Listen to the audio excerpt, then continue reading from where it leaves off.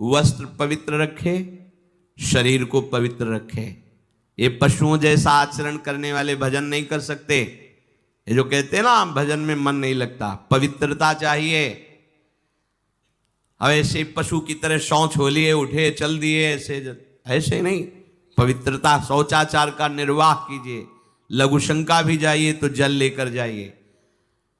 इंद्री का प्रक्षालन, फिर हाथ का प्रक्षालन, फिर 3 बार आचमन, राधा वल्लभ श्री हरिवंश, राधा वल्लभ श्री हरिवंश, जैसे शास्त्रीय विधान में केशवाय नमः, नारायणाय नमः, माधवाय। पवित्र रहिए। देखो भजन कैसे नहीं होता। मिट्टी जल आदि से बाह्य शरीर की पवित्रता और छल कपट के त्याग से भीतर की पवित्रता बढ़ती है। गुरु से कपट, यह सर्वनाश का लक्षण है। अगर तुम में कोई दोष है, गुरुदेव पूछ रहे हैं, तुमने ऐसा अक्षरशः जैसा हृदय में वैसा बोल दे जी, अब चाहे दंड दो चाहे क्षमा करो, ये आपका विषय। पर सत्य बात यह कि मेरे हृदय में ऐसी पाप वृत्ति थी, मैंने ऐसा किया या ऐसा करने का हमारे संकल्प बन रहा है। गुरु से कपट नहीं। अंदर कपट रखोगे, मन मलिन हो जाएगा, भाग जाओगे, माया घसीट ले जाएगी।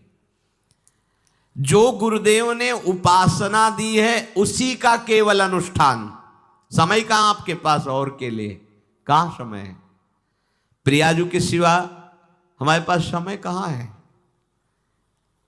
ऐसी दिनचर्या है, एक क्षण भी तो समय नहीं है, तो हम फिर और क्या अनुष्ठान करें? अपनी लाडली जू को हर समय देखते रहना है, दुलार करना है, नाम मंत्र वाणी जी का गायन, उन्हीं की सेवा में। गृहस्थी हैं तो जो व्यापार नौकरी उन्हीं के लिए समर्पित करें। इसके लिए बहुत सहन शक्ति चाहिए। ठंडी गर्मी, मान अपमान, निंदा स्तुति, परिवार वालों की अवहेलना, ये सब मिलेगा इनाम में। इसे सहो चुपचाप, इसके लिए रो मत। कैसे लोग हैं रो देते हैं, शरीर की प्रतिकूलता में रो देते हैं। अरे आंसू श्री जी के लिए, सिर्फ प्यार में रो श्री जी के, और सब दुख मुस्कुरा के सहना सीखो। मौनम, वाणी को बहुत संभालिए। नाम जप के लिए मौन बहुत आवश्यक है। अगर बार बार थोड़ी थोड़ी देर में बोलते रहेंगे तो एकाग्रता भंग होती रहेगी, नाम में मिठास नहीं अनुभव कर पाएंगे। कभी कभी ऐसा होता है, ये जाम हो जाता है, बोलना भी चाहे तो नहीं बोल पाते, क्योंकि क्रम टूट जाएगा। शाम के समय जैसे किसी से मिलना जुलना नहीं, तो तभी लोग पूछते मौन हो क्या? तो फिर नहीं, मौन नहीं, क्या बात, इशारे समझ लो जो काम, चलो। क्योंकि अगर निरंतर मंत्राकार वृत्ति तो बोलने की भी हिम्मत नहीं रह जाती। पर वहां तक पहुंचने के लिए वाणी का मौन आवश्यक है। मौन का मतलब ऊ करना नहीं है, आवश्यक हो तो शब्द बोल दो, नहीं अधिकतर मौन रहने की चेष्टा करो। जो आपको मार्ग मिला है, कई बार वर्णन किया है कि सत्संग में जो शब्द आपको लगते हैं तो डायरी में लिखना चाहिए, या याद कर लो, बाद में लिख लेना जाके। और अपने लिखे हुए सत्संग के वचनों को रोज स्वाध्याय करना चाहिए। अमुक तारीख के सत्संग में ये पॉइंट, और उनको बार बार, ऐसा नहीं कि आपको ही कह रहे हैं, जहां जहां संत मिले जो जो बोले उनके सामने तो लिखा पड़ी नहीं, पीछे हट के लिखना। 2 डायरी हैं, एक सन्यास की है, एक वैष्णव मार्ग, दोनों को, गुरुजनों की, महापुरुषों की वाणी को एकदम एकाग्रता से सुनाओ। जब अलग हटे तो सबसे पहला काम, इस तारीख को इस महापुरुष ने ये शब्द बोला, और उन्हीं का बार बार स्वाध्याय करना। क्योंकि सब शास्त्रों में कहाँ हम दौड़े घूमेंगे, महापुरुष जन सब शास्त्रों का सार बोलते, उसे लिख लिया। सरलता, आपका जीवन सरल होना चाहिए। छल कपट द्वंद्व, मुख में कुछ और, हृदय में कुछ और, आचरण में कुछ और, ये दुष्ट पुरुष का लक्षण है। उपासक का, शिष्य का लक्षण नहीं है। दुष्टता का त्याग करो। हृदय में कुछ और चल रहा है, वाणी से कुछ और बोल रहे हो, आचरण में कुछ और है, ये दुष्ट पुरुष का लक्षण है। साधु पुरुष का जो वाणी में वही, हृदय में वही, आचरण में है, तीनों की मिलान है, वही साधु है, वही उपासक है, वही भक्त है, जिसकी तीनों एक हो। वाणी से जो बोला वही हृदय में है, जो हृदय में वही आचरण में है। यहां वाणी से कुछ बोल रहे हैं, हृदय में कुछ चल रहा है, आचरण कुछ और बता रहे हैं, ये ठीक नहीं। सरलता का तात्पर्य है मन, वचन और कर्म, ये तीनों एक होने चाहिए। अहिंसा, वाणी से शरीर से किसी को भी कष्ट ना पहुंचे, ऐसी अंदर धारणा रखो। वो अपने संकल्प विकल्प करके कष्ट भोगे, उसकी बात, हमारे द्वारा किसी को कष्ट ना पहुंचे, ये हमारी धारणा हो। सर्दी गर्मी सुख दुख आदि द्वंद्व हर्ष विषाद आदि जो है, इनको सहना सीखो। भगवान भी आदेश करते हैं, मात्रा स्पर्शास्तु कौन्ते शीतोष्ण सुख दुखदा आगमा पायनो अनित्यास्तास्तितिक्षस्व भारत। जो इनको सह जाता है वही परम पदवी को प्राप्त होता है। थोड़ी सी गर्मी आहा, थोड़ी सी सर्दी आहा, पूरे जीवन गर्मी। पैर की त्वचा ऐसी हो गई थी कि बंबूल का कांटा टूट जाता था, घुसता नहीं था। जीवन में कभी पादुका ही नहीं, तो चमड़ी इतनी मोटी हो गई थी पैरों की।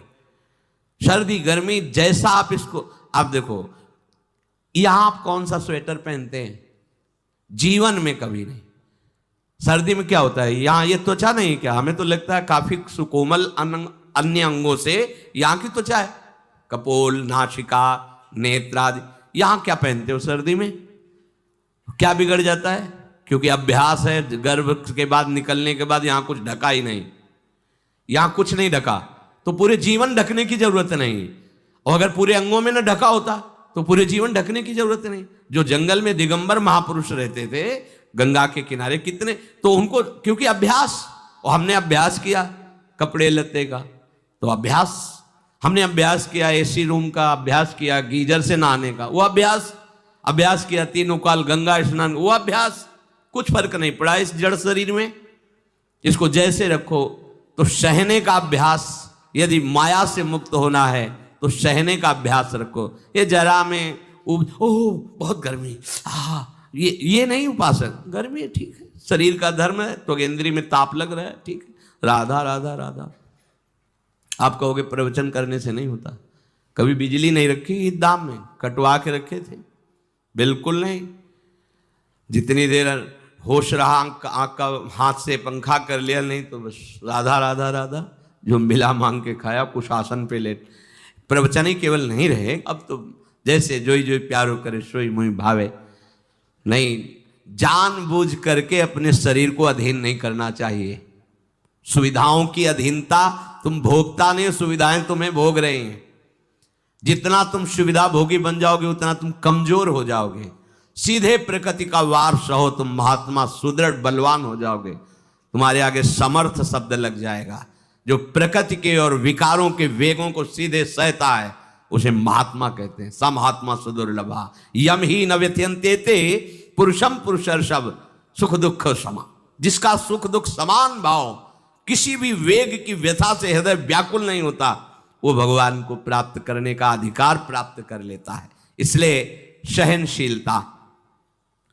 सर्वत्रात्मरेश्वरान वीक्षाम कैवल्य मनिकेतताम विवक्त चीर वसनम संतोषम एन केनचित। ये ध्यान रखो कि तुम कभी प्रभु से अलग नहीं हो। सर्वत्र भगवान हैं तो यहां भी हैं, सब समय में हैं तो इस समय में भी हैं, सब में हैं तो हम में भी हैं, सबके हैं तो हमारे भी हैं। हम कभी भी प्रभु से विलग नहीं हूं। एकांत सेवन तुम्हारा स्वभाव बन जाना चाहिए, चाहे जो हो। थोड़े समय के लिए तो एकांत बैठो। एकांत मिला तो मोबाइल का संग कर लिया, एकांत मिला तो मित्र बना लिए, बैठ के प्रपंच वार्ता कर रहे हो, नहीं। अगर भगवत प्राप्ति करनी, माया मुक्त होना है तो एकांत एकांत ही होना चाहिए। भले 100 लोग हैं, हमारा किसी से कोई संबंध नहीं, और हम बैठे हैं अपने आराध्य देव के चिंतन में, हम एकांत हैं। और गुफा में बैठे हैं, शरीर एकांत है, मन से चिंतन संसार का हो रहा है, प्रपंच में है, एकांत में नहीं है। एकांत शब्द का अर्थ समझना चाहिए। हम एकांत को सीधे गुफा या कहीं एकांत, ऐसे एकांत का अर्थ है एक के सिवा दूसरा कोई नहीं, अर्थात एकमात्र भगवत चिंतन में डूबा हुआ उपासक। बाजार में बैठा हुआ भी एकांत है, सभा में बैठा हुआ एकांत है, और प्रपंच का चिंतन करने वाला बंद कमरे में भी प्रपंची है, गुफा में भी प्रपंची है। जहां आप रह रहे हो उसे ये मेरा घर है ऐसी भावना का त्याग कर दे। अनिकेत ये भगवान का दिया हुआ वास स्थान है। कुछ समय के लिए इसमें शरीर निर्वाह कर रहे हैं, ये भी छूटेगा और ये भी छूटेगा। जैसे स्टेशन में बैठा आदमी आराम से, पर वो बैठा इंतजार कर रहा है कि कब हमारी गाड़ी आवे और उस पर हम यात्रा करें। बस ऐसा ही कुछ स्टेशन जैसा विश्राम है। कब मृत्यु आवे, शरीर छूटे, हम प्रिया प्रीतम को प्राप्त हो। ये न मेरा था, न मेरा है, न मेरा रहेगा। ये न मेरा था, न मेरा है, न मेरा रहेगा। गृहस्थ हो तो पवित्र वस्त्र पहने, और त्यागी हो तो जैसे मिल जाए भगवत कृपा से वैसे वस्त्र पहने। प्रारब्ध के अनुसार तुम्हें जैसी व्यवस्था मिली उसमें संतोष करना सीखो, मांग मत रखो। प्रभु की प्राप्ति के लिए खास बात ध्यान रखनी है, अपनी उपासना में दृढ़ श्रद्धा रखो और सर्वश्रेष्ठ भाव रखो, पर दूसरे किसी की भी निंदा ना करो। अगर किसी की भी निंदा करोगे तो फिर माया तुम्हें मुक्त होने नहीं देगी। मन को, वाणी को, शरीर को संयम में रखो, अर्थात भगवत भजन, भगवत वार्ता और मौन। मन का संकल्प विकल्प रहित होना, विषयों का चिंतन न करना, प्रभु के रूप का, नाम का, धाम का, लीलाओं का चिंतन करना। शरीर का शास्त्र संयम से वर्ताव करना। अब माया मुक्त होते चले जाओगे। इनमें किसी में भी त्रुटि ना हो, सावधानी रखो। अपनी इंद्रियों को सावधान रखो, किसी के दोष न देखने पावे। कोई गलत चेष्टा देखेंगे तो ये भी गलत करने के लिए तैयार हो जाएंगी। हे राजन, श्रवणम कीर्तनम ध्यानम हरेरद्भुत कर्मणः जन्म कर्म गुणानां च तदर्थे अखिल चेष्टिता। श्री भगवान के बड़े अवतार हुए हैं, बड़ी अद्भुत अद्भुत लीलाएं हैं। प्रभु का प्रकट होना, लीला करना, दिव्य गुणों का वर्णन।